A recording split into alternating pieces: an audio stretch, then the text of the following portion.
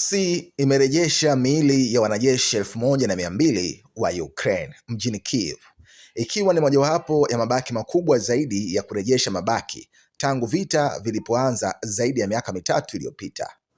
Kurejea siku ya Ijumaa kulifanywa kufuatia makubaliano yaliyofikiwa wakati wa mazungumzo ya amani mjini Istanbul mwezi uliopita. Hata hivyo, Moscow imedai mabadilishano hayo ya hivi punde yalikuwa ya upande mmoja, ikidai kuwa Ukraine imeshindwa kurejesha miili ya wanajeshi wake waliofariki.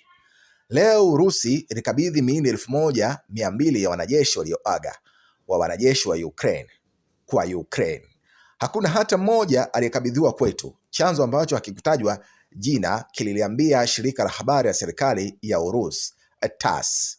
Msaidizi wa rais wa Urusi Vladimir Putin alidai kuwa Ukraine iliahirisha ghafla makabidhiano ya mabaki na kubadilishana wafungwa mnamo Juni 7 bila kutoa maelezo yoyote ya umma.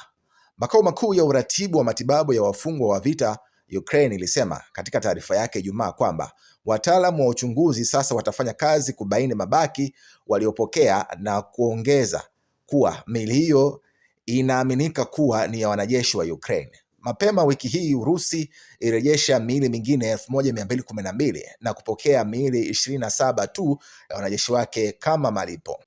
Licha ya mvutano wa pande zote mbili zimekubaliana kimsingi kubadilishana hadi miili 6000 na kutanguliza kuachiliwa kwa wafungwa wa vita, wagonjwa na waliojeruhiwa vibaya pamoja na wale walio chini ya umri wa miaka 25.